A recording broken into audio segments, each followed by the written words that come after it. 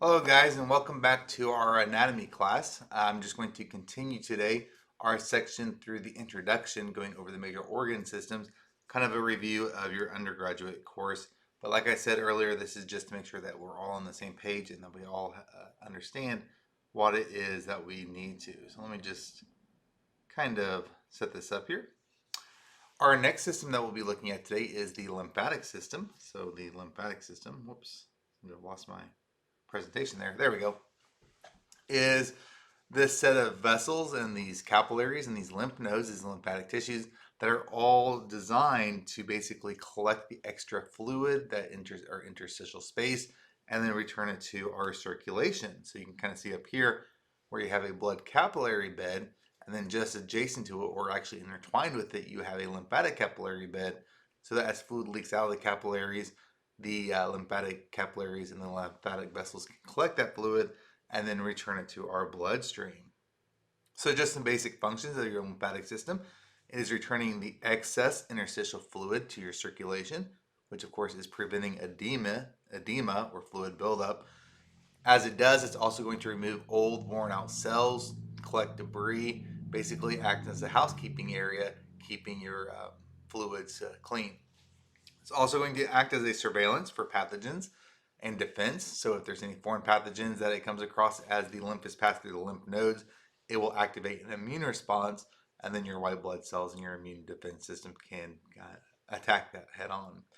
And another interesting aspect, which we'll talk about later on as we get into the intestines, is that the lymphatic system is important for absorbing fat from the intestines and then taking it through circulation to your tissues. And we'll see how that works probably when we get to our physiology class. I did want to mention this, how our fluids are moving through and in and out of capillaries. So capillaries are quite permeable, which means that fluid can come in and go out of the capillaries. And you can see right here when you have your blood going through the blood vessels. So let's say we're coming from an arterial. As the heart contracts, it gives you this pressure and it's going to push this fluid through. Now, as it does, hydrostatic pressure, this pressure due to fluid movements, is going to actually push some of the fluids, some of the electrolytes, the glucose, the small solutes out into this interstitial space. So just a reminder that the interstitial space with the interstitial fluid is that fluid that's outside the blood vessels and outside the capillaries, and it's outside the cells. So you can see these cells here, they're all kind of surrounded and bathed by the interstitial fluid in that space. Now, other substances like your proteins, for example, albumin is a good example of this. They're too large. They will not fit outside of these capillaries. So albumin, your blood cells, and other proteins, they will be stuck inside. So as the water and small solutes are leaking out, the larger substances are staying in. And that's creating these, what we like to call colloids. And you get this kind of pressure, or these, what we call an oncotic pressure, is very much like your osmotic pressure, where basically the water follows the salts. So you guys probably remember this old phrase, water follows the salts. Well, in this case, the salts are going to be your proteins. But the same concept applies, and that's actually going to pull some of this fluid back in. And so this is what we call an oncotic pressure, where water will basically be going back into the vessel due to the presence of all those proteins that are in your plasma.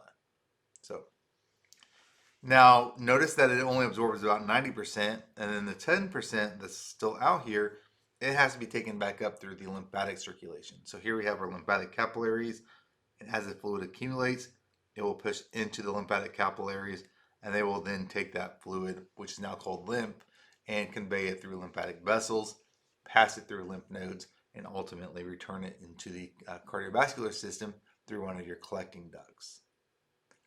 So this is just kind of an overview of the components of your lymphatic system. Here we have our lymphatic capillaries, which we can call a plexus. A plexus is just referring to a network. In this case, we have a network of capillaries, which you can kind of see right here, closely associated with the blood capillaries. That way, as fluid leaves the blood circulation into the interstitial space, the lymphatic capillaries can be right there to pick it back up. You also notice that the lymph will empty into lymphatic vessels, which are very similar to your veins. They're just much thinner, they're much smaller, but they will converge, they will push that lymph forward and ultimately drain into one of the collecting ducts.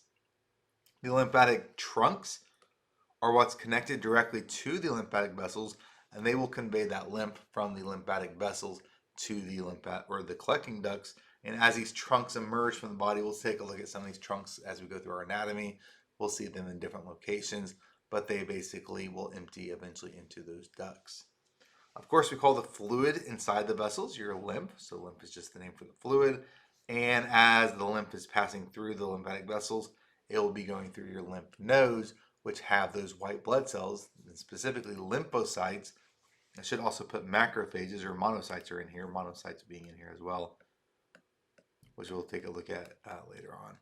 But basically, lymphocytes, monocytes, they're going to be providing this removal of debris. That's actually the monocytes' job, but the lymphocytes will be surveilling the lymph for any types of pathogens. Do keep in mind that we have two different types of lymphocytes, B cells and T cells. B cells are what produce your antibodies, or at least when they become activated, they will. They're what we call plasma cells, so antibodies from the B cells, whereas T cells will have a direct impact. They will either activate other cells or they will secrete chemicals. They're what we call cell-mediated defense. Because they do not make antibodies, they just directly act on the foreign pathogen itself. So cell-mediated defense. Do keep in mind, outside your lymphatic vessels and your lymph nodes and your collecting ducts, we do have other lymphoid organs, and these guys are going to be housing and producing lymphocytes. Of course, we have the spleen. You can think of the spleen as a large lymph node, only instead of filtering lymph, it filters your blood. And so the spleen is really acting like that big lymph node, if you would. Tonsils, we'll take a look at tonsils as we start to take a look at the pharyngeal cavity in the back of the throat and the nasal cavity as well. Peyer's patches, these are nodes of lymphatic tissues you would find in your small intestine. Specifically, they're in the ileum, and they will help to monitor the gut microflora down there, making sure that we have a nice abundance of good bacteria and not the not so kind bacteria. So we'll see Peyer's patches when we do our ileum dissection. The appendix, which of course is coming off the cecum, the colon, we'll take a look at that as well. That is a lymphoid tissue because it does house lymphocytes. The thymus, if you guys recall, it sits right on top of your heart. It's basically a training ground for your T cells. So T cells will be trained in the thymus.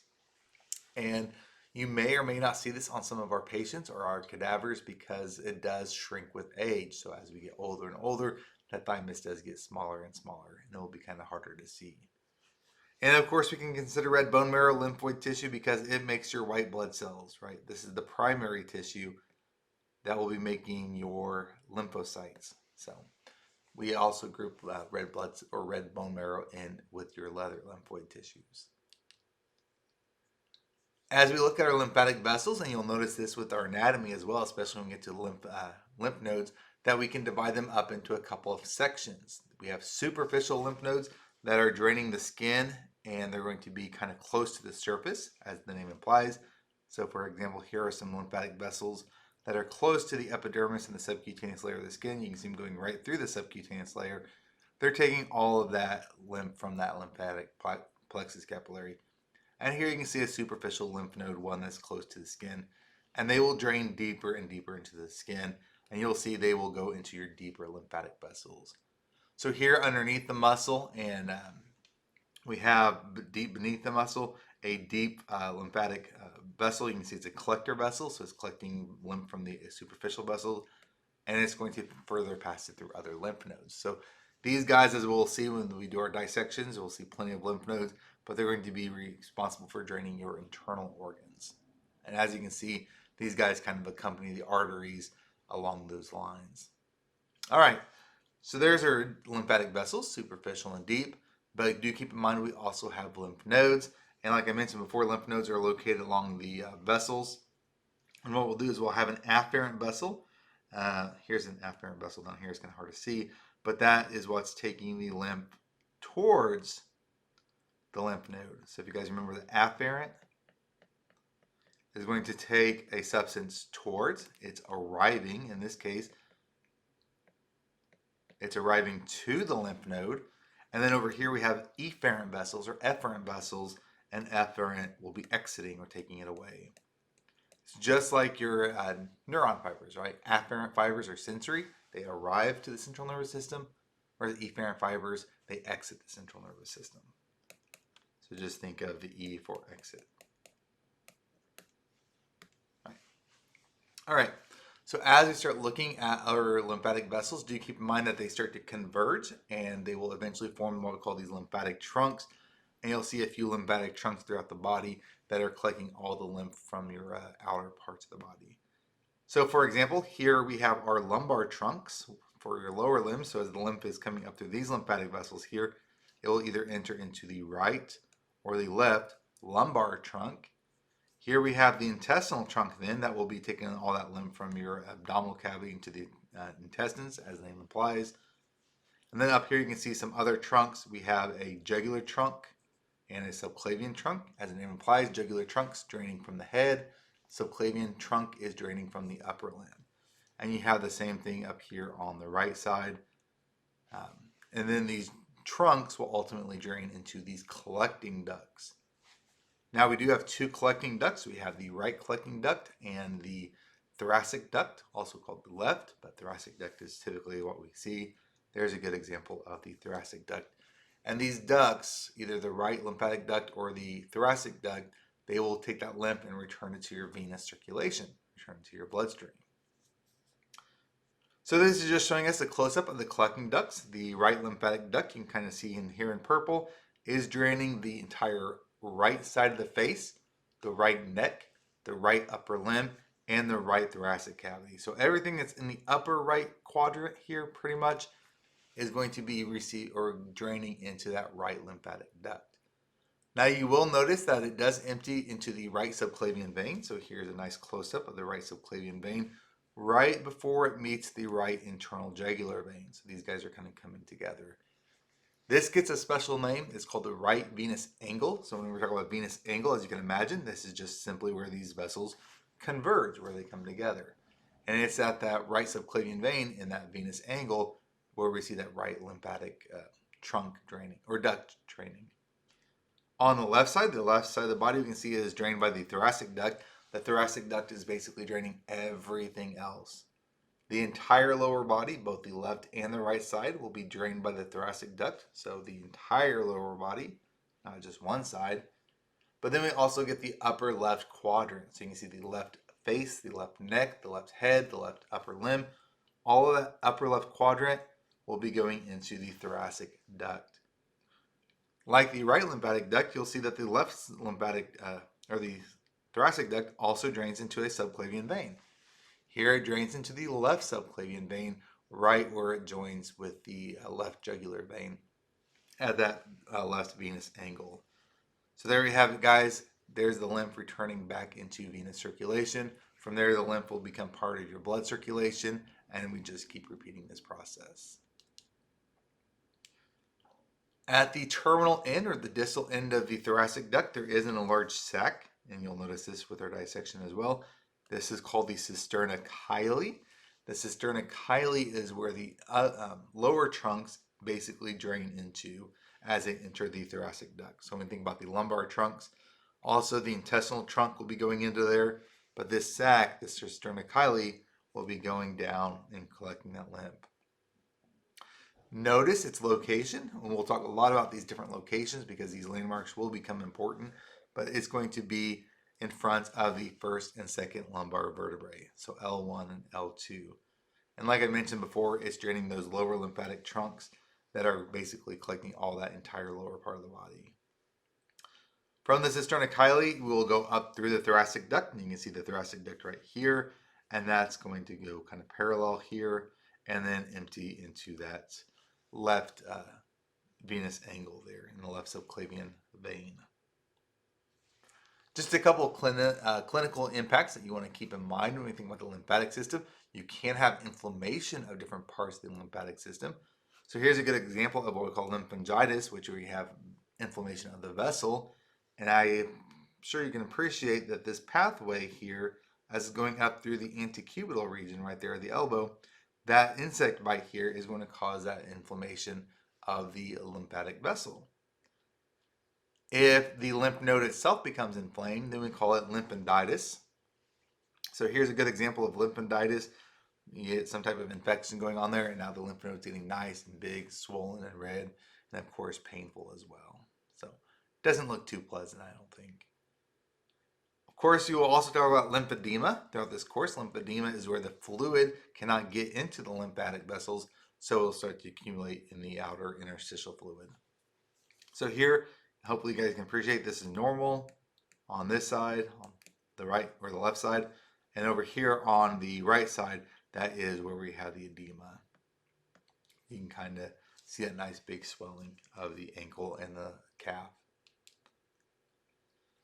The lymphatic system becomes very important for the spread of cancer because the cancer is, or the lymphatic system is also often involved in it. So that's an important thing to think about. Just to keep a couple things to keep in mind as we start talking about spreads of cancers, there's a few different ways it can spread. If it's just growing into the adjacent tissue, we call this a contiguity spread. So it's just getting larger. It might be a tumor that's getting bigger and bigger. Maybe it's going to eventually metastasize, but at this point, it's just kind of going into the adjacent tissue. Hasn't quite infiltrated anything yet. Once it does infiltrate and it starts to spread to other compartments or to other parts of the body, then we call it metastasis. So when we talk about metastasis of the cancer, that's a dissemination. That's where the cells actually come off the tumor and they can spread to different parts of the body. And there's different ways that cancers can disseminate. They can spread, they can metastasize. One of these that we can see here is direct seeding. So it just happens to maybe cross a membrane, and now the cancer cells are on the other side of the membrane. Well, guess what? They're in a new compartment. They can contribute to the spread of the cancer. An important way for cancer to spread is through the lymphatic system. So we have what we call lymphogenous spread, and that's going to go through those lymphatic vessels. So because those lymphatic capillaries are very permeable, you can get some cancer cells that go into there and they can enter into the lymphatic system, and then they can easily spread. So we'll see whenever we talk about a carcinoma, by the way, a carcinoma, which we'll talk about later on, is an epithelial tumor. So epithelial tissue, if you guys remember, that's what lines your body's cavities and covers body surfaces. Lines cavities. So whether we're talking about the serous membrane that's around the pericardial cavity, or whether we're talking about the respiratory cells that line the respiratory tract, the digestive cells that line the digestive tract, all of those would be epithelial tissue, and that type of cancer is typically called a carcinoma. We also have homogeneous spread. As you can imagine, this is talking about the blood vessels, and this is where sarcomas spread. Sarcomas are cancers of your connective tissue. So when we talk about connective tissue, that could be bone, that could be cartilage, that could be loose connective tissue, that could be dense connective tissue, that could be blood, right? You can have a blood cancer like leukemia or something like that. Well, that would be a type of sarcoma. So that could be blood, bone, any of those cancers there that are connective tissue would be called a sarcoma.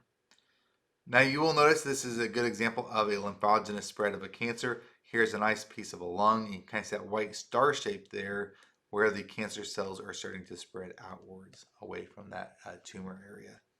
This is showing you a nice picture through the lungs where you would normally have these open bronchial tubes, and these tubes that are normally open, they're normally like that. Well, guess what? These guys are instead packed full of cancer cells. So you can imagine that can definitely interfere with your respiratory functions if cancer cells are filling up and occupying all that space. Make it very difficult to breathe. All right, so that's enough for the lymphatic system. Let's turn our attention now to the nervous system. And just a reminder that the nervous system is divided into two parts: the central nervous system, which we can just call the CNS, and the peripheral nervous system, which we can just call the PNS. Starting with the central nervous system is of course composed of just the brain and the spinal cord, so that's basically the part of the nervous system right along the center of the body. Everything else in the body then will be part of the peripheral nervous system. And when we talk about the peripheral nervous system, we can further subdivide it into your cranial nerves. So if you guys remember, we have those 12 pairs of cranial nerves that arise from the brain. And then we also have our spinal nerves that arise from the spinal cord. So these guys, whether they're cranial nerves, whether they're spinal nerves, they're all part of the peripheral nervous system. This shows us a nice outline of the nervous system. Here we've divided into the central nervous system on this side and the peripheral nervous system over here. Here in the central nervous system, we have the brain, which is of course responsible for processing information, sensory information, relaying that information outwards, and it's going to also cause responses to stimuli. It does also generate other higher areas like emotions and thoughts, which we'll get into later on, which can of course affect your homeostasis as well. The spinal cord has a few major functions. One of them is being a reflex center. So when we talk about, for example, a withdrawal reflex, let's say somebody pricks your finger with a nice sharp tack, you pull it away. Well, that reflex, that did not have to go up to the brain, that occurred right at the spinal cord. The sensory neuron brought the information right in, it went into the spinal cord, and it comes right back out to the motor neuron that causes your muscles to contract automatically and pull your arm back. In addition, it will also conduct signals to and from the brain, right? So when you did get that finger prick, not only did you pull your finger back, but it probably hurt. Well, that pain actually took a different pathway. It had to come in through the sensory neuron, go up the spinal cord into the brain where it was then perceived as a sensation of pain. So the spinal cord is this major connection here between the outside of the body, the surface, if you would, and the brain itself. As we look to the peripheral nervous system, do keep in mind that we divide this further. We can divide it into a sensory system. So we have sensory neurons, also called afferent neurons, just like we saw before. Afferent means it's arriving. Sensory neurons are going into the central nervous system. Motor neurons, these guys are efferent neurons. Efferent or efferent if you like. Those are referring to motor. Think of E as exits. Now, really, there are subdivisions of both the sensory and the motor, but we're just going to focus on the motor right now. And you can see here that we can take these efferent neurons and the efferent neurons and further subdivide them. This can be divided into the somatic nervous system. Remember, somatic nervous system is under voluntary control. The only effectors under voluntary control are your skeletal muscles. So this is specifically referring to skeletal muscle over here in the somatic system. That's it. It's easy enough, right? The autonomic nervous system, which is under involuntary control, well, that's going to have a couple of things. It's got your smooth muscles, because smooth muscles are under involuntary control. But it also has your cardiac muscle, right? Because cardiac muscle is under involuntary control. So there's our good friend, the cardiac muscle. And we cannot forget to include our glands, whether we're talking about sweat glands, lacrimal glands, sebaceous glands, mammary glands. All of those glands are under involuntary control, and they are technically effectors. They're causing effects.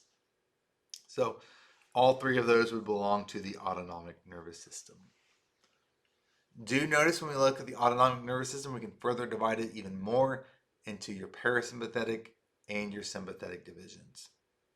So parasympathetic, think of a parachute. Right? If you're parachuting, you're slowing down. This is going to slow your heart rate. This is going to make you nice and calm. So if you're trying to do some meditation, you're trying to relax, that's going to be the parasympathetic division. It's also fundamental for digestion. So let's say you had a big meal to celebrate your first day of PA school, and you start taking in, maybe you have a nice big pizza, Papa John's or something like that. Then afterwards, you just kind of want to relax and you start to get sleepy. Well, that's because all the energy is shifting for digestion, because it will actually increase digestion. So parasympathetic, the rest and digest system. But let's say while you're enjoying a pizza, some, I don't know, wild animal, maybe a wild banshee comes after you and it starts to come your way. And you look, you don't know what it is you're looking at, but you're afraid of it. So, I don't know, maybe a wild dog or something. So your heart starts to race. You start to breathe faster. Your bronchial tubes dilate. Your pupils dilate, right? You start to sweat. That's getting ready for the emergency response. That's the sympathetic division here, your fight or flight response. So that's going to increase your heart rate, your breathing, pupil dilations. We'll talk all about this later on. but that's going to be preparing you for an emergency. Unless, of course, you're one of those goats that you come up and you scare the goat. And what does it do? Faints. Get those fainting goats. Yeah, so fight, flight, or freeze, or faint. Any of those will be fine. They all start with F. Do keep in mind that when we talk about these two divisions, the sympathetic and the parasympathetic, they are typically working in a push-pull together. So at the same time, when you're preparing for an emergency, you'll increase sympathetic activity, and at the same time, you will decrease parasympathetic activity. So we'll see this in more detail as we move forward, but do keep in mind that it's not just one or the other. These guys are working together. All right. Looking at our nervous tissue, we of course divide this into two parts. The neuron, which is the star of the show, that's what everyone likes to think about with nervous tissue. But just as important, the neuroglia. These are the supporting cells that keep the neurons alive. So when we're looking at the neuron, do keep in mind that these are functional for rapid communication. Right? Very split second, within less than a second, types of communication. You'll also notice that we have different parts of the neuron. So up here we would have the dendrites. It looks like they got kind of cut off there, so we'll just write them in, but those are dendrites. And dendrites are what receive the information. And then taking that information away, we have the cell body here, and then we have the axon here. And the axon is what transmits the information to the terminal, to other cells. Also, it's important to remember, guys, the way neurons communicate, they do not electrically stimulate other cells. It's not like the neuron zaps its postsynaptic cell. Instead, it releases special chemicals down here called neurotransmitters. And neurotransmitters, depending on what they are and what receptor they bind to, they can either be excitatory, they can excite cells, or they can be inhibitory, or they can inhibit other cells. So we'll see how these guys work together, but sometimes a neurotransmitter will excite one cell if it binds to one receptor, but then it will inhibit another cell if it binds to a different type of receptor. So they can really have these different effects, but that's how the neurons communicate. So what's going to happen is it'll synapse onto another cell, and the other cell, that what we call the postsynaptic cell, will have its dendrites, and that will receive its message from the neurotransmitter. Now, do keep in mind that these dendrites, they do produce small potentials as they are excited. These are what we call excitatory potentials. So excitatory potentials excite the cell, they bring it closer to threshold. It is worth noting that inhibitory signals would actually inhibit the cell. So yeah, you can turn a cell off. If you hyperpolarize it, for example, you pull it away from threshold, that cell will not fire, and it'll become more difficult. So inhibitory or excitatory. Excitatory brings it closer to threshold, makes it more likely to fire. Inhibitory pulls it away from threshold, and it makes it less likely to fire. Like I mentioned before, the axons are going to send their cells through these electrical signals called action potentials. The action potentials are these signals electrical, but it's when you get to the end of the cell that you have that chemical signal, the neurotransmitter is getting released. While we're here, it is worth noting, and I'm looking at this, that we do have a division of the central nervous system. So you can see the central nervous system up here and the peripheral nervous system down here. Now you will notice this might be an example of a motor neuron. And a motor neuron will have its cell body in the central nervous system, right? And then it's going to send that signal, and it's going to go out to your muscles or to your effectors. So here we can see it's going into the peripheral nervous system, and then it might synapse down here onto some type of effector, some type of muscle, if you would. The sensory neuron, the afferent neuron, you can see is a unipolar neuron. They often call it a pseudo-unipolar because it's not a true unipolar, but either one works fine for us.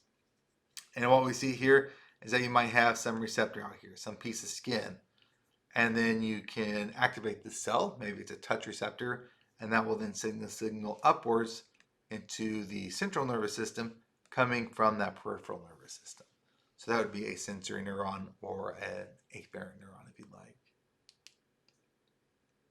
This is showing us some of the different types of neuroglia. Just a reminder that the neuroglia are the supporting cells.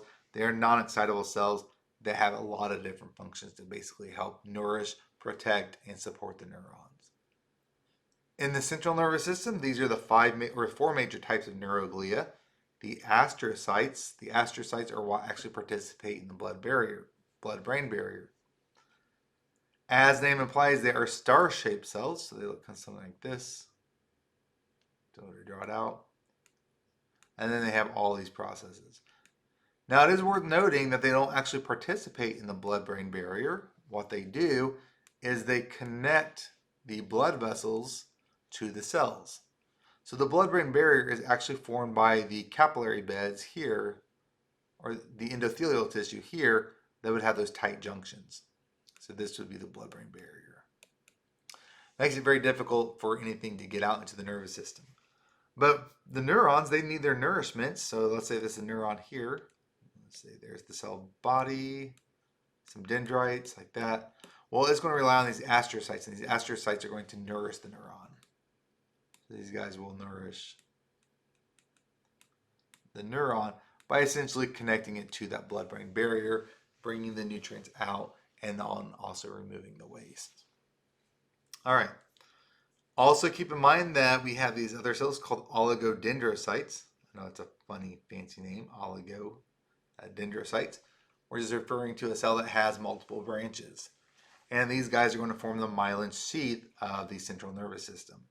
So we have an axon that's right here in the green, and you can imagine an oligodendrocyte would have this process that kind of comes up like this, and that would form the myelin sheath. And then it can myelinate other axons along the way. But you're going to have these oligodendrocytes just all in a row, myelinating those axons. Do you remember, guys, that myelination in the central nervous system is different from the peripheral nervous system? In the peripheral nervous system, we will actually have the Schwann cells that form the myelin sheath. So a Schwann cell is actually going to be this guy down here, and that's in the peripheral nervous system, not the central nervous system. So there is a difference there. And that'll become important because as we start to look at different tissues, some tissues you'll see are myelinated by oligodendrocytes. They might be affected by something like multiple sclerosis or some other central nervous disease, whereas Schwann cells are not quite as affected because they're in the peripheral nervous system. All right, guys. Other things to keep in mind, ependymal cells. Ependymal cells are going to line your open cavities in the central nervous system. So, for example, this could be the central canal, which you would see inside the spinal cord. That, of course, is where you'd find your cerebrospinal fluid. And you should see lining it, all of these little cells right here, all packed together. Those are ependymal cells. And what they're doing is they're sampling this cerebrospinal fluid. They have these cilia that extend inward. They're looking for extra waste, nutrients, and whatnot. They're monitoring the sugar supplies, the electrolyte balance, and they're going to help maintain that CSF composition. So we're going to be used to maintain that. Microglia, as the name implies, are tiny little cells that are in the central nervous system. But when you have inflammation, when you have pathogens that are entering into the central nervous system, these guys will become activated and they will get big. They'll become what we call macrophages. And what they do, because they're macrophages, they can help remove any damaged cells, maybe a virally infected cell, maybe a cancerous cell, or get rid of debris, or maybe remove some type of pathogenic cell like a bacteria. So because of the blood-brain barrier, it's kind of hard for the immune system to get to the brain, into the center, and the spinal cord. So fortunately, they have their own localized defense system within these microglia here. As we look at the peripheral nervous system, we've already talked a little bit about Schwann cells. They form the myelin sheath, and we'll come back to those here in a minute. But I do want to mention that there are other neuroglia called satellite cells that will support the cell bodies or the ganglia of the peripheral nervous system. So here we can see, for example, a cell body, and it's surrounded by these satellite cells here, and they're basically going to provide the nutrients and the support for these ganglionic cells. Speaking of ganglia, we'll come back to ganglia in a second. Before I do, this is just a reminder that when we're looking at our terminology, we do use different terms, whether you're in the central nervous system or the peripheral nervous system. Whenever we're in the central nervous system and you have a group of cell bodies all packed together, we would call that a nucleus. So quite often we'll take a section through the central nervous system. Let's say this is a coronal section, and it might look something like this. And then deep inside, you might have a bunch of cells all packed together like this. Well, that group of cells, that would be called a nucleus. So, for example, we may have the dentate nucleus. Dentate referring to tooth-like. It looks like a row of teeth. Or you could have some type of lacrimal nucleus. We'll see all different types of nuclei, but that's a group of cell bodies in the central nervous system. Now, coming off these cell bodies, we will have axons, and these axons are all going in the same direction. So they might be going down like this to the spinal cord. And in this case, we call that bundle of axons a tract. So tracts are going up and down. Now, these tracts can go in different directions. If they're going upwards, like this is called an ascending tract. An ascending tract is going to be responsible for sensory information. So let's say, for example, you touch something and you feel that fine touch. Well, it's got to go up your finger, up your hand, into the spinal cord, and then up to the brain. What's it got to do? It's got to ascend the spinal cord, ascend the central nervous system column before you can detect it. Tracts that go downwards, as you guys can imagine, are called descending tracts.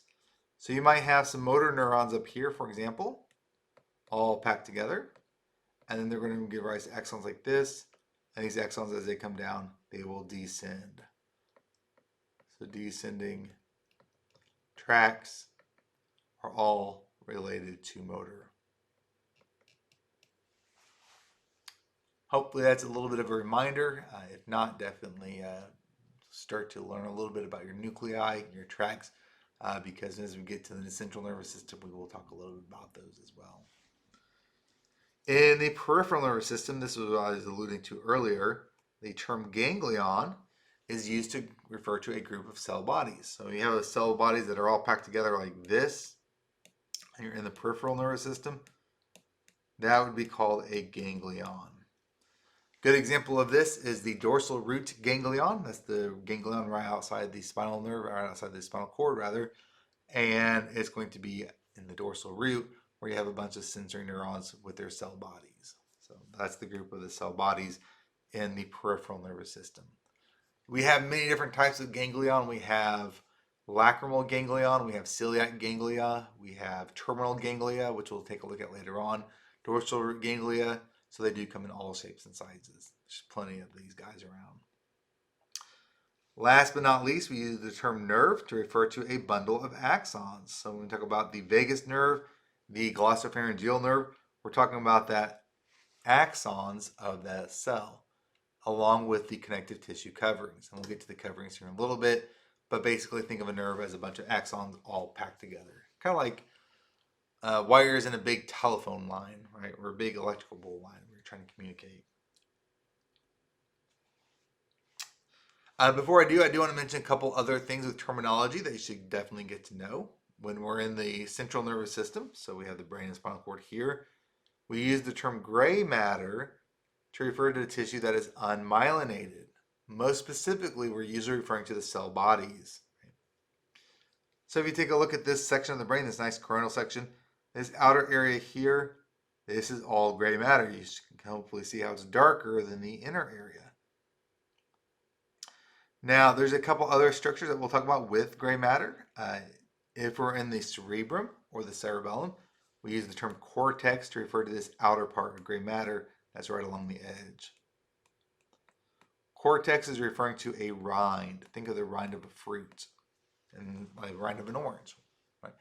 That thin layer on the outside, that is specifically the cortex. And we have a couple of these. We have one in the cerebrum called the cerebral cortex, one in the cerebella that we would sometimes call the cerebellar cortex, although sometimes it does get other names, which we'll go to later on.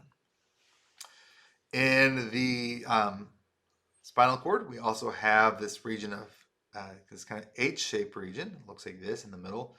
That is also gray matter, right? These are the horns of the spinal cord.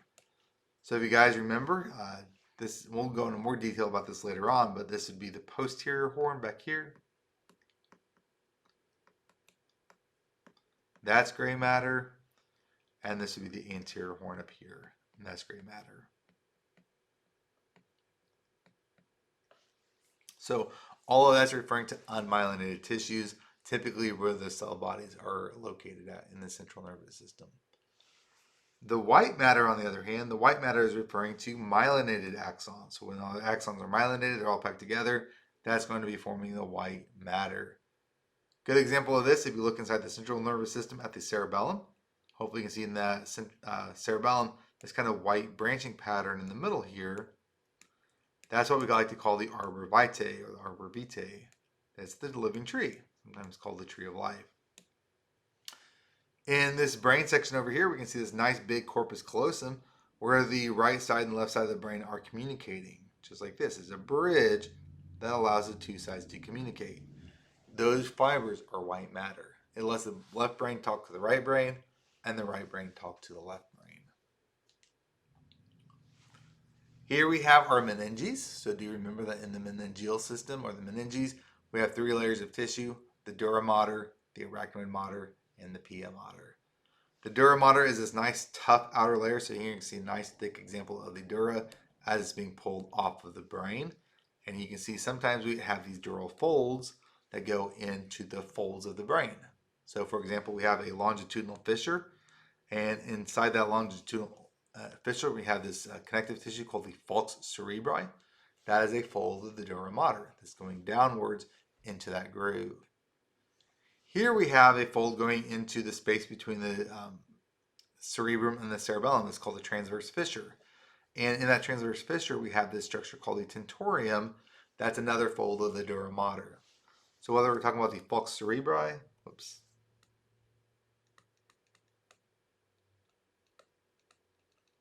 the tentorium, those are both folds of the dura mater.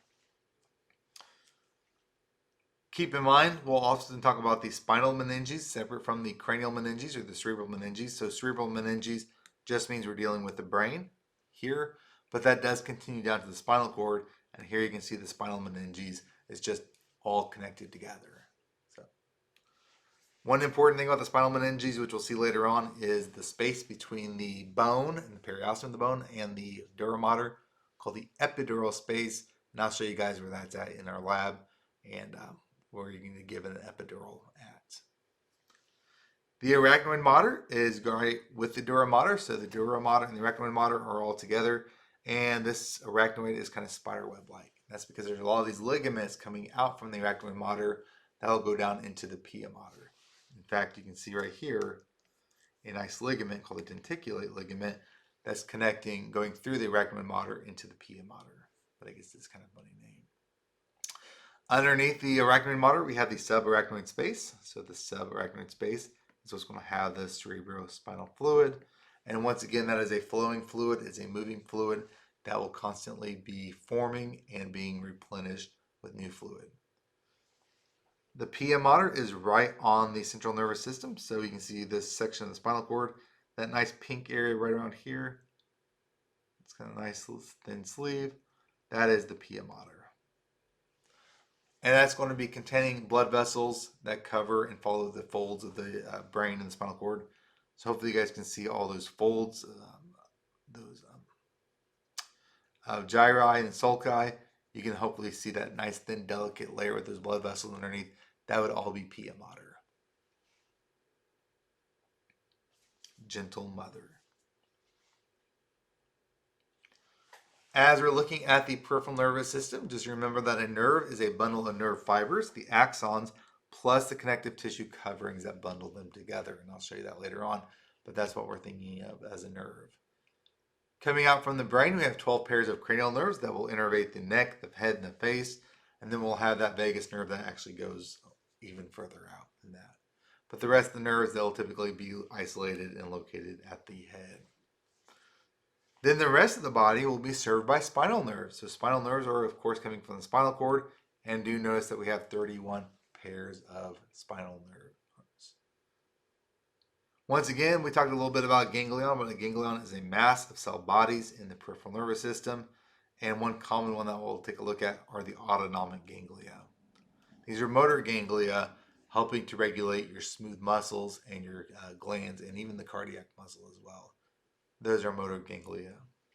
Sensory ganglia are going to be taking the information in from the body, mainly from your visceral organs like your stomach, your intestines. Maybe they're monitoring pH, the stretch of the organ, and they're going to send it up to the central nervous system.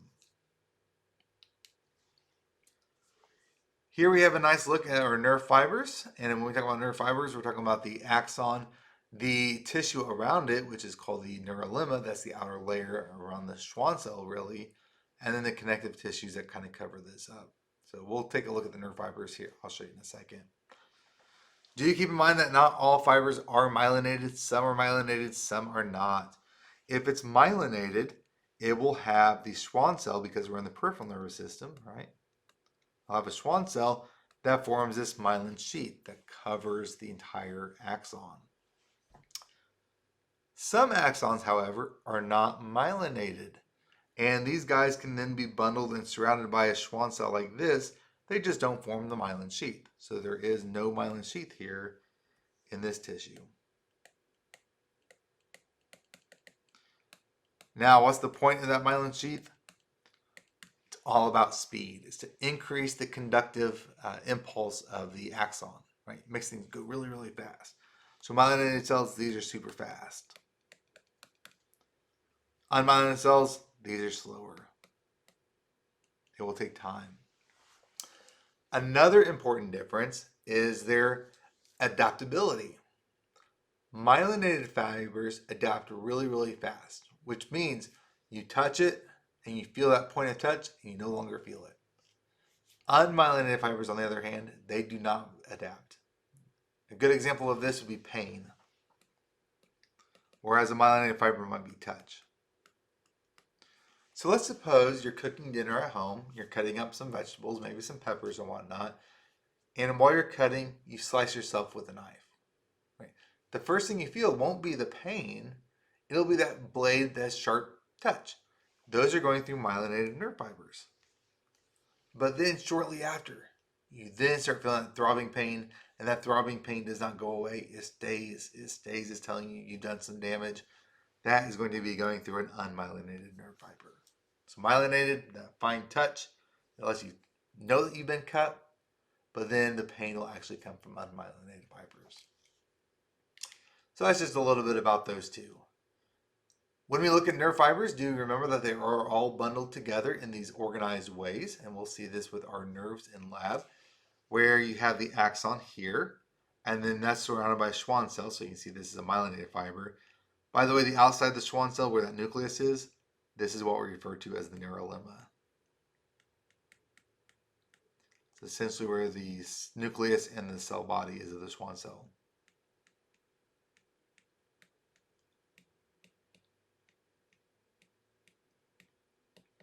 Right. But then, even outside the neurolemma, we get this additional wrapping. So, for example, you'll see a layer of thin connective tissue right on these Schwann cells. This is called the endoneurium. And this endoneurium is a very delicate layer of connective tissue that surrounds the axon, that surrounds the neurolemma. Then all these nerve fibers are packed together in what we call a fascicle. So a fascicle is a bundle of nerve fibers. And you can see that this fascicle is then wrapped within a layer of thick, dense connective tissue. This is called the perineurium. Then you take multiple fascicles, you wrap all the fascicles together, and you wrap them all inside this big nerve, and that nerve is covered by an epineurium. So epi upon the nerve, epineurium is that connective tissue that basically surrounds all of the fascicles together. Do notice that we do see blood vessels and we see additional fibers of nerves going through the nerve. So here, for example, around the perineurium, we have some other fibers or some blood vessels. And we also see blood vessels on the outside as well. Because these nerves can be quite thick, they will need to have their own nourishment, their own blood supply. So we can see that this outer layer will also contain its own blood vessels. It gets its fancy name, the vasa nervosum, the blood vessels of the nerves. And they'll also have fats and lymphatics covering them as well. A couple of clinical impacts and why we care about nerve injuries. Well, you can have different types of nerve injuries. And because the fibers are all connected, depending on the effect, the healing, the repair will be different. If, for example, you have a crushing nerve injury where the nerve has been crushed, something heavy on it. Well, that can damage the distal axon, but fortunately for us, the body, the proximal tissue, the proximal axon, they're all still intact. And what can happen is that we can actually repair that axon and use those layers of connective tissues as guides for the growing axon. So the connective tissue sheets are going to be guides for the axon so that it can go to its target cell, so you don't typically need surgery. Sometimes, however, you will have a cut nerve. Maybe you just have a nice big, maybe that knife went way too far and it got through a nerve. If this happens, you can then have the separation of the distal axon from the body and the proximal axon. And this will often require surgeries. So because you need to have that guidance, you need to have them lined up in order for the axon to be guided to its final destination. So do keep in mind that you will typically need surgery with this, and you can see how we have the fascicles here and securing where the suture is as you go through the epineurium. So you can see these sutures going through the epineurium to hold those fascicles and those nerves together. Interesting side note, you can actually do this too, not just with a damaged nerve, but if you have a nerve that's losing its ability in one place, maybe you're having some type of facial paralysis, well, you can take a nerve from somewhere else in the body, maybe a motor neuron, and use that and align it with that facial nerve, and it can actually give you some of that facial impact back and some of the muscle contraction back. So they do some really cool things here with nerve repairs nowadays. This is just a reminder that when we talk about the divisions of the nervous system, we have a somatic and an autonomic division. Remember, the somatic division is under voluntary control, so we get to decide when to move that. It does have both sensory components and motor components. So it's going to be basically going to all parts of the body except for the visceral organs, your stomach, your intestines, your colon, your blood vessels. It's also not going to go to your smooth muscles or your glands. Those are all autonomic nervous system functions. Do you keep in mind that we do have somatic or sensory? And somatic sensory refers to the senses that you're basically consciously aware of. So when you're looking around, you see the things around you, whether it's vision, whether it's touch, and you're touching things, and you feel pain, you feel temperature, all those different receptors that are in the dermis of the skin, position, proprioception, that is all somatic. A quick note, in case you don't remember, proprioception is talking about your position in space, right? So I can close my eyes, and I can know exactly where my fingers are. In fact, I can bring them together if I'm good enough. That. Oh, a little bit off. There we go. And that's because there are proprioceptors in our muscles that will detect and direct us, to give us our position of that limb in space and allow us to update our position as we move. So you can see right here we have the example of a somatic neuron. Here we have a sensory receptor, and then that impulse is going to go through. Notice it will go through the dorsal or the posterior root into the spinal cord, and here we're going into the posterior horn for the sensory. Somatic motor is referring to your muscles, so here we're specifically referring to skeletal muscles because we're in the somatic system. Notice we have the cell here down in the anterior horn of the spinal cord. It will come out through the anterior or the ventral root. It will go out then through your nerve, eventually synapsing onto your skeletal muscle. Sensory going into the dorsal root or the posterior root, motor coming out through the anterior or the ventral root. From there, we can go through the process of a reflex arc. So let's say, for example, we're doing a withdrawal reflex. Somebody comes up and they prick your finger with a tack, or maybe you just are searching for a drawer, right? And then you pull your hand like, ow. Well, you can see here the parts of a basic reflex arc. The first part is what we call the receptor, and we talked a little bit about those with the skin, but we had free nerve endings, we had those different touch receptors, tactile corpuscles, Ruffini fibers, things like that, and those receptors are then going to send a signal inwards through a sensory neuron. Notice the sensory neuron, also called the afferent neuron, is going to go through the dorsal root ganglion. So here is our cell body inside the dorsal root ganglion, and then it will go into the spinal cord itself. From there, there's a very short neuron, a very small one called the interneuron. Here we can see the interneuron connecting the posterior horn to the anterior horn. Right, very short. Also known as an association fiber. The interneuron connects the sensory to the motor neuron.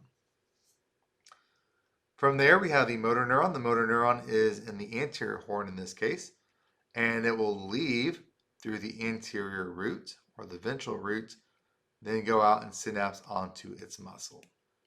And last but not least, actually, before we get to last but not least, anterior horn, ventral root, do keep in mind that the way it makes the muscle contract is not electrically stimulating the muscle, but it's going to release a neurotransmitter called acetylcholine, and that will then trigger the muscle contraction. Last but not least, we have our effector. The effector is the muscle itself. In this case, it's specifically skeletal muscle. So there you have it, guys, the 5 major parts of a reflex arc. Just a reminder, when we talk about the reflex arc, we'll be talking about the spinal nerve. The spinal nerve is where the 2 roots come together. So here's a good example of a spinal nerve. Now notice the spinal nerve itself is very, very, very short. It's only this right here. That's it. That's the spinal nerve. Almost as soon as the spinal nerve forms, it will divide and form what we call a rami or ramus. Here we can see a posterior ramus, which is a dorsal branch. Here we can see an anterior ramus, which will be going to the front of the body. Now I'll talk about those here in a second. Excuse me.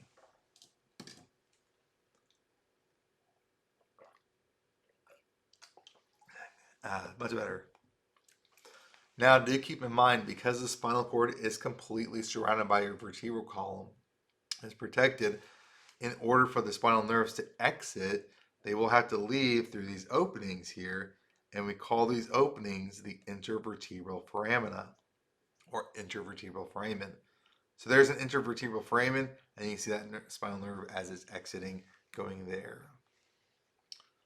Another important thing to consider is that all of your spinal nerves, except for C1, are mixed nerves, which means they have both sensory components and motor components.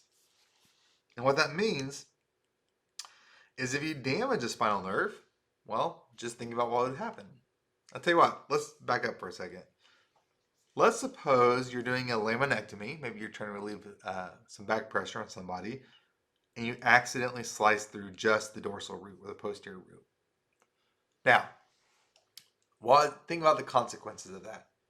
If you slice through the dorsal root and the anterior root's intact, would that person lose movement at, let's say, their wrist? Maybe they'd have wrist drop. Or would they lose sensation? Maybe they wouldn't be able to feel the touch there. Hopefully you guys are thinking they will lose sensation because you cut off the sensory through the dorsal root. Right? Now let's suppose you cut instead the dorsal root, the ventral root, or the anterior root. Now what's the consequence? Will they have a flaccid wrist or they lose touch? Hopefully now you're thinking flaccid wrist. They will lose motor function because the motor neuron has been cut. Make sense? But now let's say you cut the spinal nerve itself. Maybe you do some damage to the spinal nerve right here. Now what will they lose? Sensory function. Maybe they won't feel touch. Or maybe they'll lose motor function. They'll have a flaccid wrist. Hopefully you guys are thinking both. Both will happen, right? They will lose both muscle function and sensory function. And that is because these spinal nerves are indeed mixed. You've damaged the sensory fiber and you've damaged the motor fiber. Excuse me. Now, we can take advantage of this separation at the roots and perform something called a rhizotomy.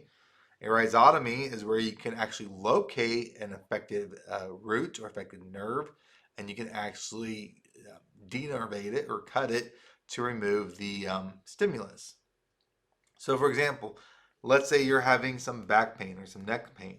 Well, you can go through, you can apply an electrical stimulus to see which neurons or which roots might be affected, and in this case, rootlets. And once you find that, once you say, hey, is this causing pain? Is this causing pain? Is this causing pain? Then you can actually sever that nerve, that rootlet, and that would alleviate the pain because that person will no longer have that sensation coming in. This is a procedure that's often used with trigeminal neuralgia. If you guys remember trigeminal nerve, major sensory nerve of the face, which we'll get into later on. But if somebody's having some facial pain, that's just one way to help treat it. If you're having pain in the hips or the knees for arthritis, this can also be used to alleviate that as well. Now, not only is it going to be effective in the dorsal root, it's also effective in the ventral root. So if somebody's having, for example, spasticity, or they're having muscle spasms, well, you can cut the muscle fiber or the fibers, the motor neurons to that muscle fiber, and that will then cause the muscle to relax. So just a little bit of clinical application where we talk about that rhizotomy. Do notice that we have the spinal nerve, like I mentioned before, it's a very short branch. Here is an example of the spinal nerve, because almost as soon as it forms, it bifurcates, it divides again. And you can see it here dividing into two branches, what we like to call rami. A ramus is referring to a branch. One branch going to the back of the body. This is called the posterior ramus. So you can see the posterior ramus here. Posterior ramus is going to supply the true muscles of the back, also known as the intrinsic muscles of the back. And it's also going to supply the dermis of the back as well. Joined to the vertebral column, the dermis of the back, let's say dermis more specifically, will all be supplied by that posterior ramus. The anterior ramus, which we can see right here, is a much larger nerve, and it's going to supply the entire front of the body. Not only that, it's also going to supply the entire upper limbs and the entire lower limbs. So we're going to have these nice large fibers that are going to go to the rest of the trunk, the entire thoracic cavity, except for the back part of it, and then to the limbs as well. Both the upper and lower will receive innervation by the anterior ramus. As we start looking at the nerves, we will be talking about these plexuses, or plexi if you'd like, as we start to expose them, and we can see that there are different plexi at different levels of the body.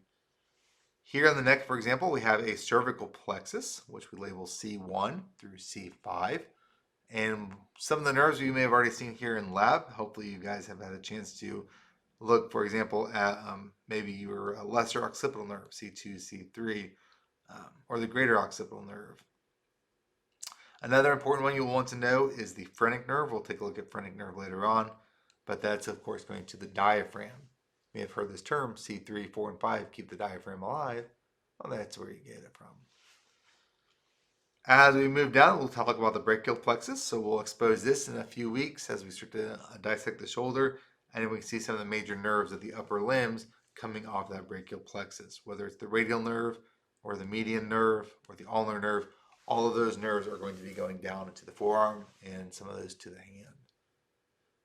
In the lower body, we have a couple other plexuses. Here we have a lumbar plexus from L1 to L4, and then we have the sacral plexus, which we'll be getting into later on.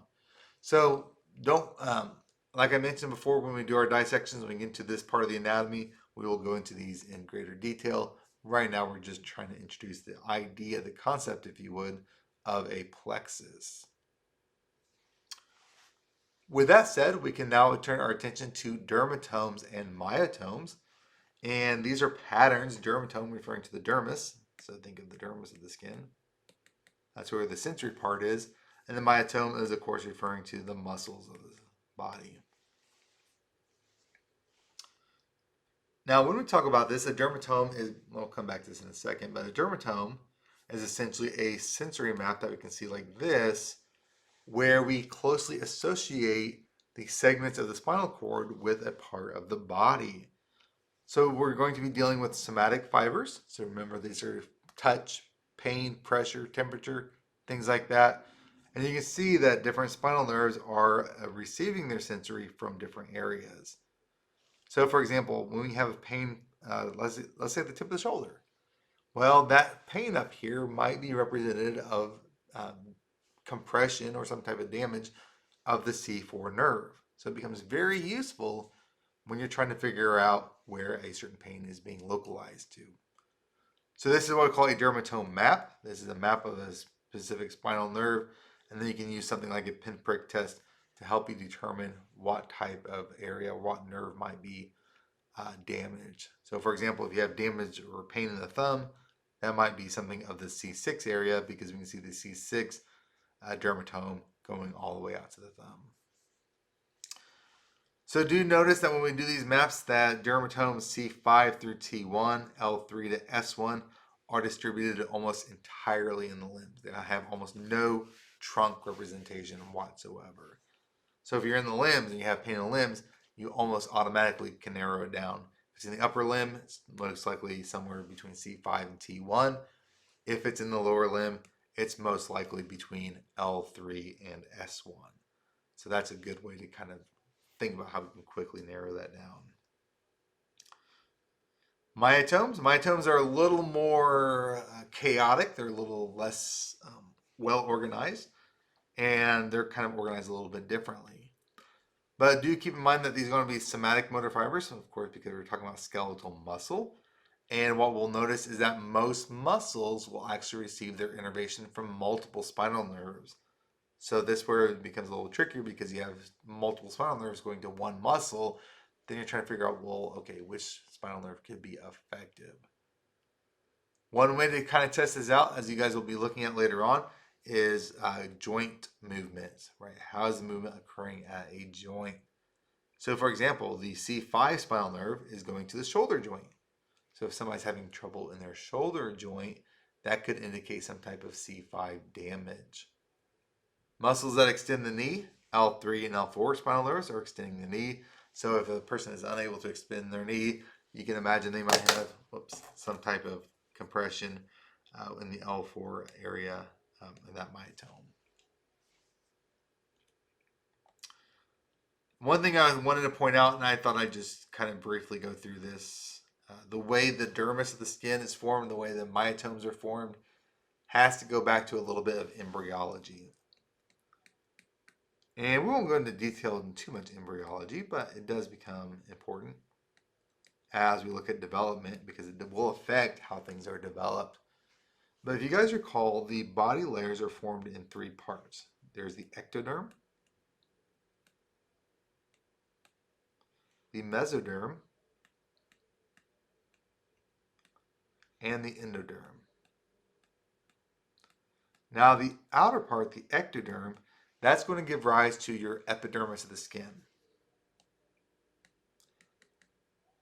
In addition, it will also be forming the nervous system. Much of the nervous system, not the entire nervous system, but pretty much the central nervous system. All of that will be coming from ectoderm. The mesoderm, that's what we're going to be dealing with here. That's going to be forming your muscles, the bones, and the dermis of the skin. Then last but definitely not least, the endoderm. Endoderm is going to be forming the inner lining. It's going to be forming that tube inside the body, right? Think of your digestive tract. Think of the lining of the ureters, for example. Respiratory tract. So whether we're talking about the digestive tract, the respiratory tract,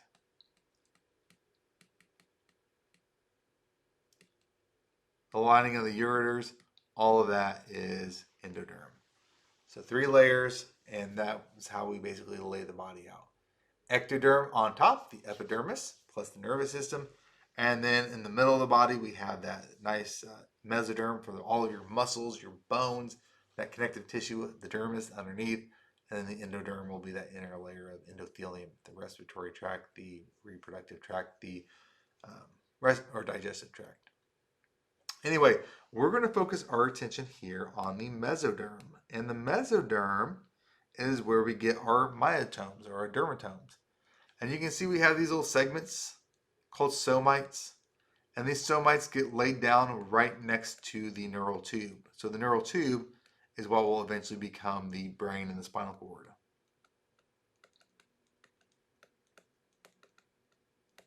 And you can see in this individual, we have the head up here. So the neural tube is up here, it will form the brain. And then the tail down here, where the neural tube down here will form the spinal cord. And next to this neural tube, we're starting to lay down this tissue. These are what we call the somites. The somites are eventually what's going to be forming all of those structures from the mesoderm. Now what we see here is that the neural tube, which we can see right here, which will ultimately be the brain and the spinal cord, it will then be enclosed within your vertebral column. So what happens is each of these stomites will divide into two parts.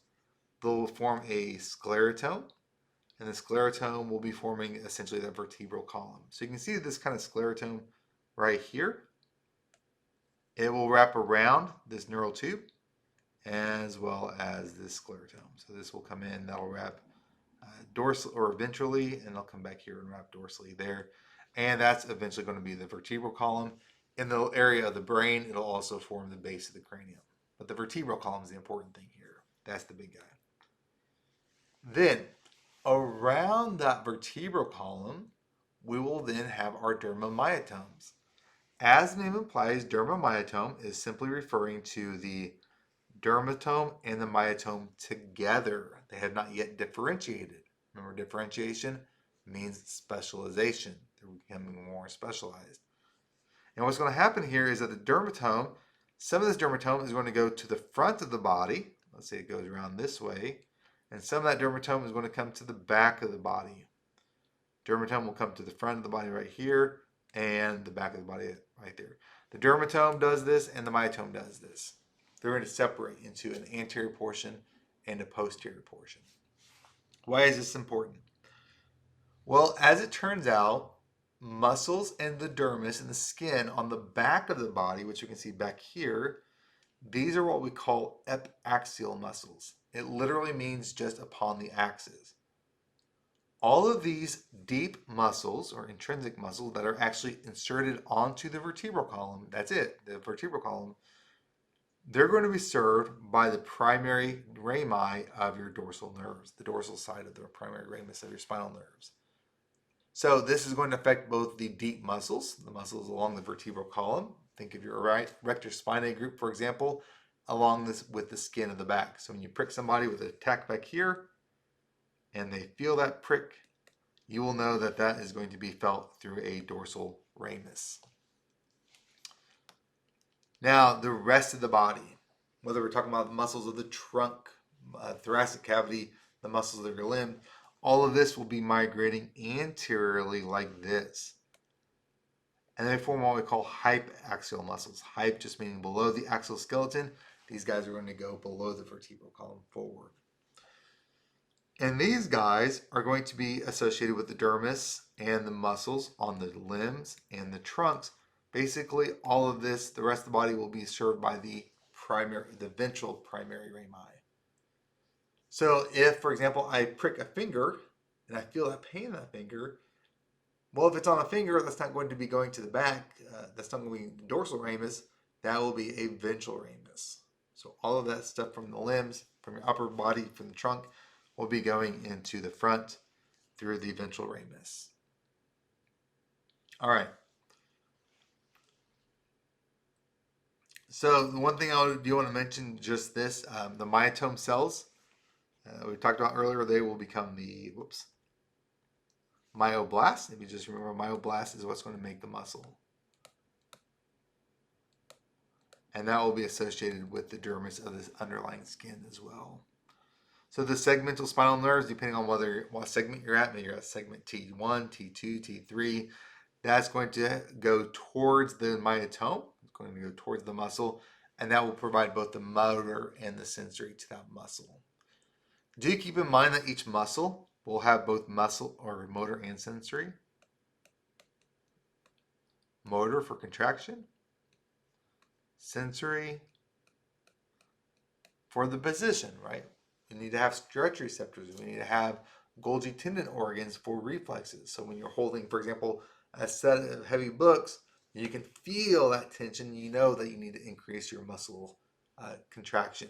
So we'll talk more about that later on, but these muscles will have a sensory component as well as a motor component as well to tell you position and the amount of force being applied to that muscle.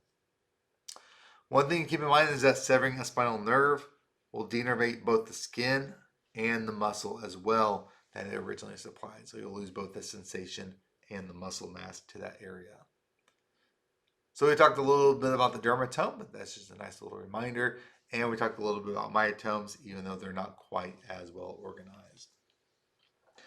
We'll end this with a little brief discussion of the autonomic nervous system. So as we take a look at the autonomic nervous system, do remember that this is everything under involuntary control. We do not get to decide when this works. It is controlled automatically for us. As I've mentioned before, this will include your cardiac muscle, your smooth muscles, as well as your glands. Also, with the autonomic nervous system, we have both sensory components. So sensory components might be measuring your pH, for example. You know your pH of the blood, whether or not you need to adjust the acids, the bases for it. It'll also measure stretching, for example. Maybe you had a big meal, your stomach's all stretched out. It can definitely monitor that. Or it can monitor other things like pressure, deformation, all that. Oxygen levels, carbon dioxide levels, you got it. And then, of course, we also have motor fibers, motor nerve fibers.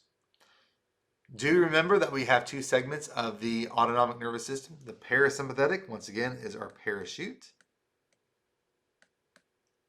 It's going to slow things down. It's the rest and digest. Whereas the sympathetic, that is our fight or flight response, or if you like, it is also our fight or flight or freeze or faint, whatever you want. But that's all sympathetic. And this just kind of shows us what's going on with each system. So here you can see parasympathetic, rest and digest. Notice it's going to cause bradycardia, slowing of the heart rate. It's going to reduce cardiac output. It's going to constrict your bronchial tubes, all of that. Do you notice that when we talk about the sympathetic nervous system, I should mention with parasympathetic, it's also responsible for a lot of those autonomic activities, like micturition reflex, process of urination, that would be parasympathetic. Same thing with defecation and tear production and salivary gland production. Rest and digest and cry, I guess. And urinate and defecate. All right. And here we can see the response from the sympathetic system. It'll increase cardiac output. Tachycardia makes your heart beat faster, makes it beat more powerful, dilates the bronchial tubes, so you'll have more air coming in and out of the lungs, and it'll also decrease salivation and tear production or lacrimation as well. This is showing us the difference between an autonomic reflex and a somatic reflex. So we've already talked about the somatic reflex, but the main thing here is you get your receptor, you get your sensory neuron going in, you get the interneuron that connects here, and then you get the motor neuron going through the ventral root. You only need one motor neuron in the somatic system. That was it. And last but not least, you go to your effector, the muscle. The autonomic system is very similar, but there is one major difference. There's actually a couple major differences, but the big one here is that it actually takes two efferent neurons. You have to have not one, but two, and a ganglion that's somewhere outside the central nervous system. So for example, here, you can see we have the dorsal root. We'll have a sensory fiber, so we would start here with the receptor. Put the receptor in. Maybe at that nerve tip. Maybe it's detecting stretch of the viscera, maybe the small intestine. And then what you're going to have is this sensory coming in through that dorsal root. So that's still the same. And then you get in here and then you have, look at this, you have an interneuron. So that's still the same. But now that interneuron is going to synapse onto a one motor neuron here in the lateral horn. So notice we're not in the anterior horn, we're in the lateral horn now. And it's going to come out and it's not going to go to its organ yet, but rather to a ganglion. So we would call that one the preganglionic fiber.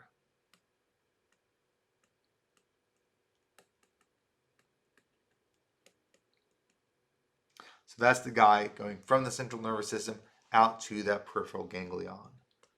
Then from there, we will have another synapse. And our last neuron here, we can see right there, is our postganglionic fiber.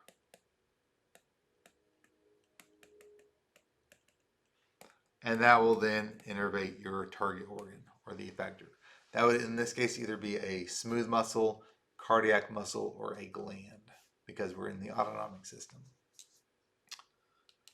All right, guys, so here we just take a look at the differences between the somatic and the autonomic, and this just kind of illustrates the same concept. Here you are pretty much in the intermediate column, and lateral horn is the big target here. Motor neuron, this is the preganglionic fiber going through the ventral root, going out here to the ganglion. And now you're going to see we have here a synapse. So this is the preganglionic fiber. And now it will synapse onto a postganglionic fiber that will then innervate the target organ. And here it would release its neurotransmitters. Now, depending on which system we're dealing with, the location of the ganglia for the pre and post ganglionic fibers will vary, and we will be finding these with our anatomy labs as we move forward. The first one we want to look at is the sympathetic division, and the sympathetic, also called the thoracolumbar division, will have its ganglia right next to the spinal cord, all chained together. So you can see here what we have, what we call the sympathetic trunk. This trunk is just all of these ganglia. You can see here, here, here. They're all essentially chained together. Do notice that this begins in the spinal cord at T1 and it goes all the way down to L2 to L3. It's often called the thoracolumbar division, and because it's indicating that we're in the thoracic division and the lumbar division. Do notice that some of these guys will be going through that sympathetic trunk. So we'll have that sympathetic trunk, which we see all right there.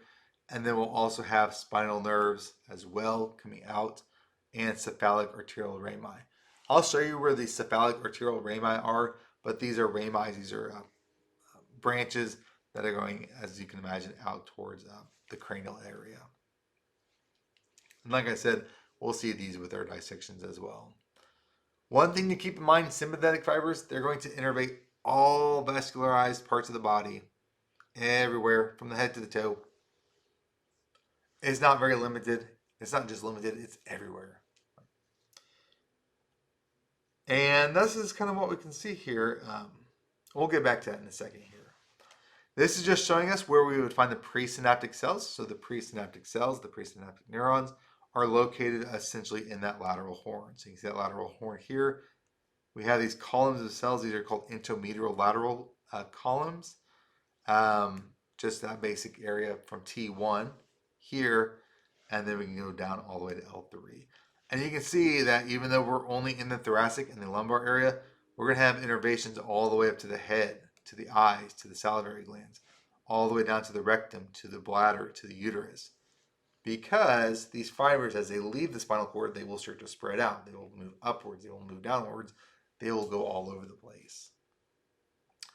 So this is the levels T1 through T12 in the thoracic level, and L1 to L3 in the lumbar level, or sometimes just L2. This is a copy of the last slide, so I'm not going to worry about it. Just put 2 copies in, I guess. Now, one thing you'll notice, the sympathetic ganglia are located in different regions, and we will be identifying them as we move along. Most of these guys are what we call paravertebral ganglia, which means they're right next to the vertebral column. And here you can see the thoracic ganglia and the lumbar ganglia, they are in those sympathetic trunks because they are paravertebral. However, some of these fibers, as they go up towards the head and they go down towards the abdominal part of the body, they will form different ganglia. Another one that we should look at, oops, I don't think I labeled it here. There it is, are the prevertebral ganglia. Prevertebral, instead of being next to the spinal cord, next to the vertebral column, they're actually in front of the vertebral column, hence the name. You can see our aortic arch here, this nice big blood vessel, aortic arch.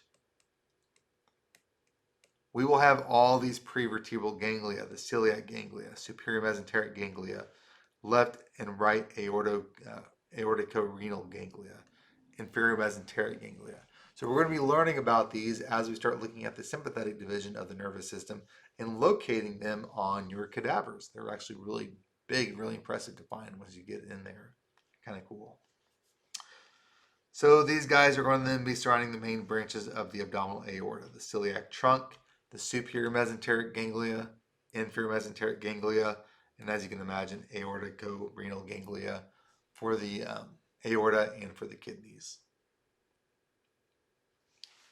This is showing us a basic sympathetic pathway through a paravertebral ganglion, so one that's probably in the sympathetic chain. In fact, there's the sympathetic chain right there. You can see the way this would work is the preganglionic fiber starts in our lateral system. So here's our lateral horn. It's going to go out through the ventral root, just like before. It's going to come out here, and then it's going to come out to the sympathetic trunk. And the way it gets in here is through this small branch right here called the white ramus communicans. I guess maybe for white matter, I don't know, because myelinated. But do keep in mind it's not really white matter because white matter is in the central nervous system. I don't know why they do this. We're in the peripheral nervous system now that we've left the spinal cord. Unfortunately, sometimes you can't change bad terminology, so we just deal with it. Here we are in the white ramus communicans, and now we're out into that sympathetic chain ganglia right there. That will then synapse onto the postganglionic fiber. So here we can see the postganglionic fiber here. That's going to come right back to that spinal nerve. So notice it's going back to the spinal nerve. It's going to go through a gray ramus communicans, and then it's going to go out through the anterior ramus here to the rest of the body, to whatever it is it's innervating. So the presynaptic ganglion goes through the anterior root, goes to the anterior ramus of the spinal nerve, and then it will synapse in the sympathetic trunk, and then you'll see it kind of switch over, going out to that gray communicans, then back out to the anterior ramus. I'll come back to this in a second. One thing I do want to mention when we're talking about the presynaptic fibers, they can go in different directions. So the simplest way, which we just kind of saw here, preganglionic fiber in the thoracolumbar region going out to the sympathetic chain, synapsing, and then going directly outwards. So that's one option it can do. It can just go right out, straight out. Other cells, as we will see, can go outward to the sympathetic chain like this, go up, and then ascend, synapse, and go out. So some go straight out, some will ascend. Others, and we don't have them here, but I'll go ahead and draw one in as an imaginary one, will come outwards like this. They will go to the sympathetic chain. They will then descend like this. And then as they descend, the postganglionic fiber will then go out and innervate. So that's ascend or descend. Some of these guys, and we'll see this later on with the kidneys. You guys remember when we have a sympathetic response, the kidneys will be needing to produce adrenaline, or they'll be producing epinephrine. In this case, the preganglionic neuron here completely bypasses the sympathetic trunk, it bypasses all the ganglia, and goes directly to the adrenal gland, where it then causes the release of epinephrine. That's what the epi for. So you get an EpiPen, epinephrine. That's the same thing as adrenaline.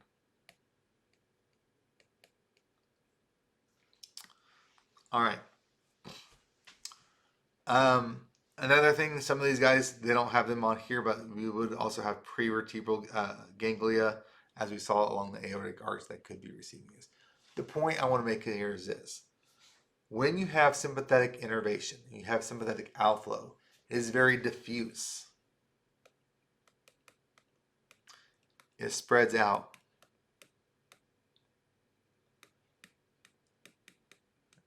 So you're going to have multiple effects. You're going to have your blood vessels dilating. You're going to have your heart rate increasing.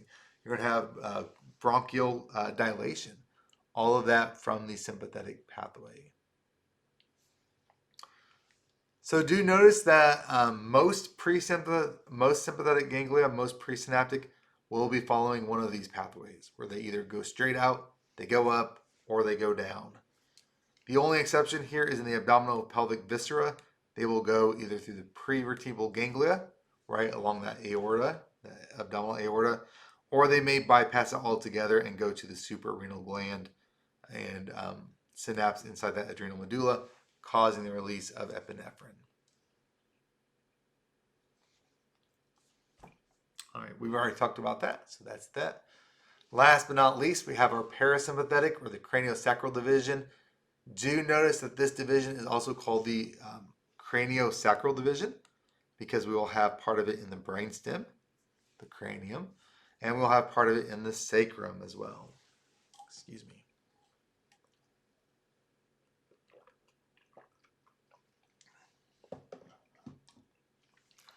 So one thing to keep in mind when we talk about the cranial division, this will be in the gray matter of the brain stem.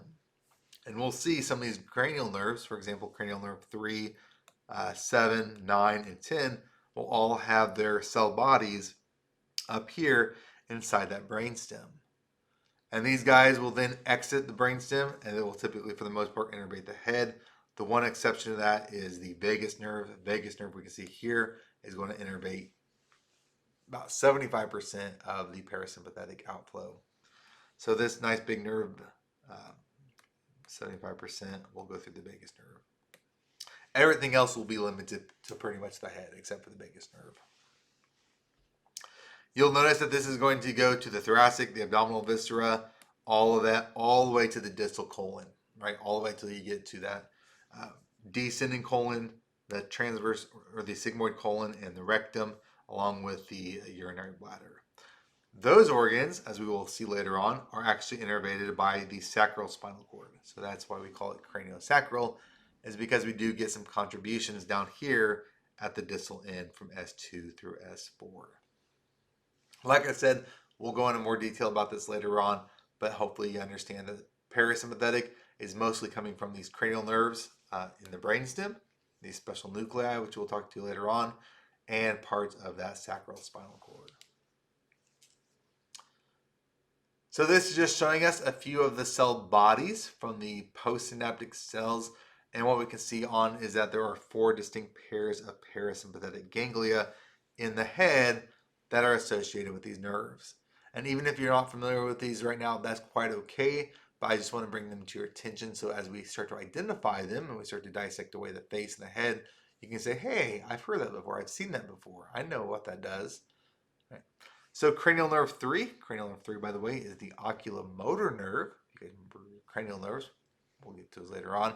That's going to go onto a ciliary ganglia. So ciliary ganglia is going to help regulate that pupil dilation, if you would, constriction, I should say. And then we'll also have cranial nerve 7, the facial nerve. That's going to come out and synapse onto some of these ganglia here, the pterygopalatine ganglion, which we will take a look at as we get towards the pharynx, the back of the throat, and the submandibular ganglion as well, as we start to look at the submandibular glands. So you can see some of these guys here, sublingual glands, submandibular glands, will have a ganglion associated with them. Cranial nerve 9, the glossopharyngeal nerve, cranial nerve 9, will have its otic or otic ganglion as well. And here you can see the otic ganglion attached to that the glossopharyngeal nerve. All right, one other thing to keep in mind, last but not least, some of these nerves, especially cranial nerve 10, they will go to ganglia that are right next to the target cell. So cranial nerve 10 here, this is all presynaptic fiber. It will go all the way out here, and then literally right before it goes into the small intestine or into the heart, there is what we call a terminal or an intrinsic ganglion. Think of that as at the very end. That is right next to the target organ.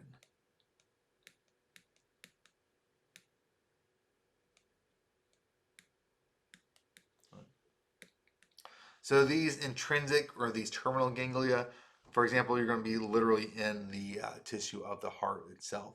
And then there's a very short postsynaptic fiber from that terminal ganglia, from that enteric ganglion to that target organ.